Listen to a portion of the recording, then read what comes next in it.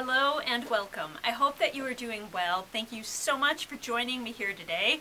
We're talking about books. And if you would like to grab a quick snack or a drink, just put me on pause and I will be here when you return. We are going to talk about two books today, and they are both books based on either Jane Austen's life or the characters she created.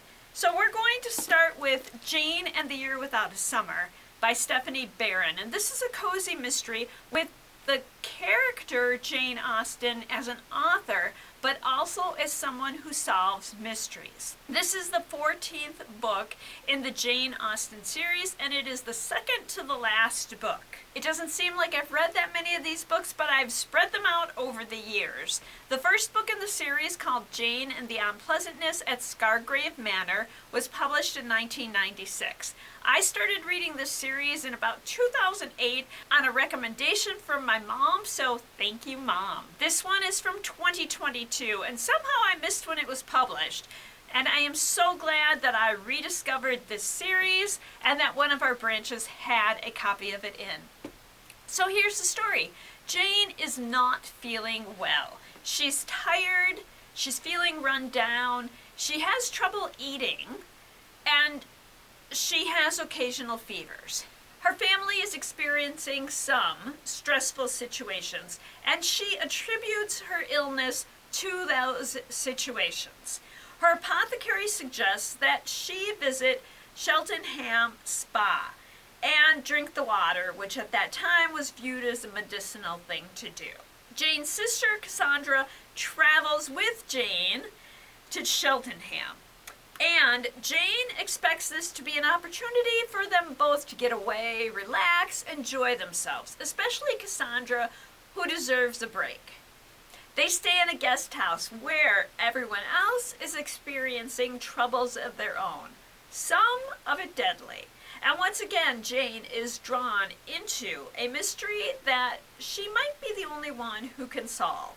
I enjoy this series and I'm intrigued by it. There are some things about Jane Austen's writing that I wasn't aware of before I read this series. I didn't realize that some of her most ridiculous characters in her books are based on actual people. So the mother in Pride and Prejudice is based on Jane's own mother. The sister in Persuasion is based on Jane's sister-in-law. This series is well researched by the author, who uses letters written by Jane to place Jane where she was at specific moments in history. And she uses books about what women at this period of time did to have Jane doing things that she likely would have done. In this book, Jane is beginning to work on what will eventually be Persuasion, which is actually my favorite of all the Austen books. I'm contemplating reading it after I read the final book in the series. So if you'd be interested in hearing about those two being read together, let me know and I'll definitely do that and we'll talk about it. I'm also intrigued by the storyline and what it says about us as readers. This series includes love interests for Jane, men who appreciate Jane as an equal. The character of Jane Austen goes places I don't think that Jane Austen would have really gone.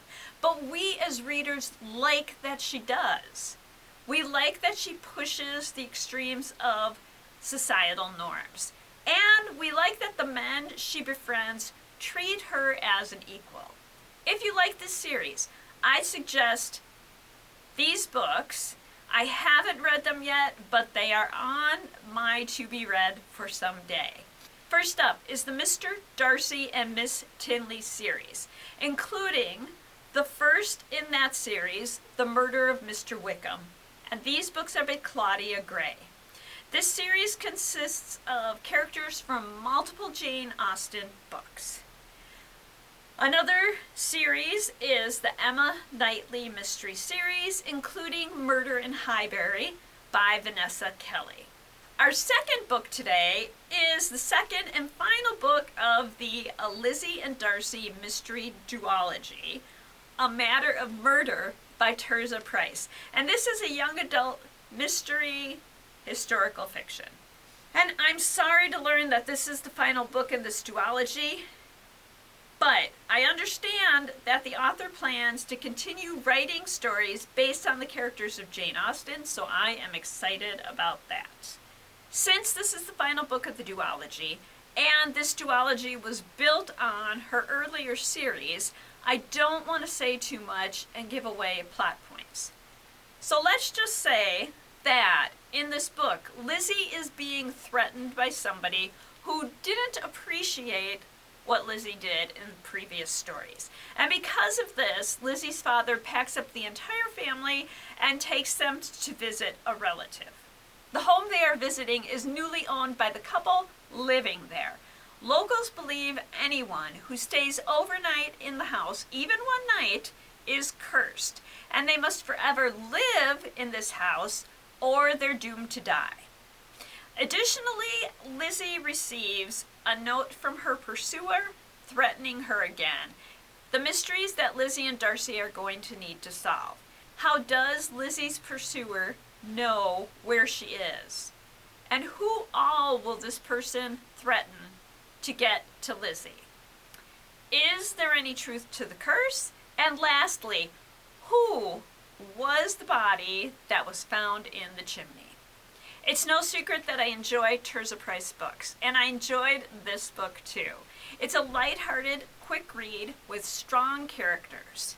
You'll love these characters and their witty banter, and you'll love the chemistry between Lizzie and Darcy.